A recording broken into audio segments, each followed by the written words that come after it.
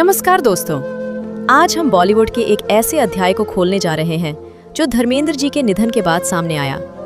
क्या सच में उनका परिवार उनके जाने के बाद बिखर गया? क्यों हेमा मालिनी उनकी पहली पत्नी प्रकाश कौर के परिवार द्वारा आयोजित प्रार्थना सभा में नहीं आई? वो कौन सी 45 साल पुरानी कस्में हैं जो आज भी इन दोनों परिवारों को एक छत के नीचे नहीं आने देती?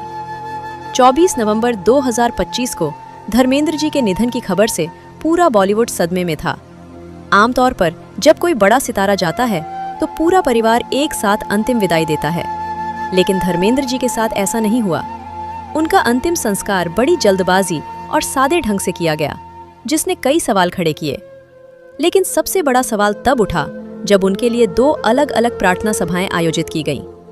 एक तरफ उनके बेटे सनी देओल और बॉबी देओल ने अपनी मां प्रकाश कौर और बहनें अजीता व विजेता के साथ एक अलग प्रार्थना सभा रखी।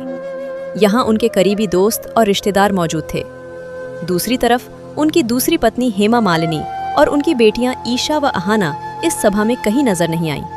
ये स्पष्ट रूप से दिखाता था कि परिवार के बीच एक गहरी दरार थी जो मौत के बाद भी नहीं मिटी। आखिर क्यों? इन अलग अलग सभाओं के पीछे क्या वजह थी? दोस्तों, कहा जाता है कि जब धर्मेंद्र जी ने प्रकाश कौर से अलग हुए बिना हेमा मालिनी से शादी की थी, तब प्रकाश कौर ने कुछ कड़ी शर्तें रखी थीं।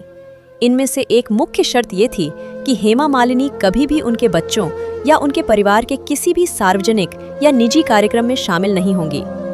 हेमा मालिनी ने भी इस बात का पूरा सम्मान किया और तभी से दोनों परिवार एक दूसरे से दूरी बनाए रखते हैं। यही वजह थी कि धर्मेंद्र जी की प्रार्थना सभा में भी हेमा मालिनी अनुपस्थित रहीं। ये सिर्फ उनकी इच्छा नहीं, बल्कि सालों पहले हुई एक गैर कही प्रतिज्ञा का पालन था।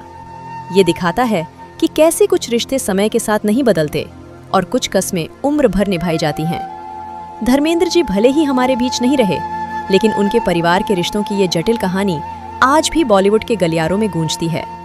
ये दिखाता है कि कैसे एक महान हस्ती के जाने के बाद भी परिवार के आंतरिक समीकरण और पुराने समझौते अपना प्रभाव डालते रहते हैं। इस पर आपकी क्या राय है? अपनी राय कमेंट्स में बताएं। वीडियो को लाइक, शेयर और सब्सक्राइब करें।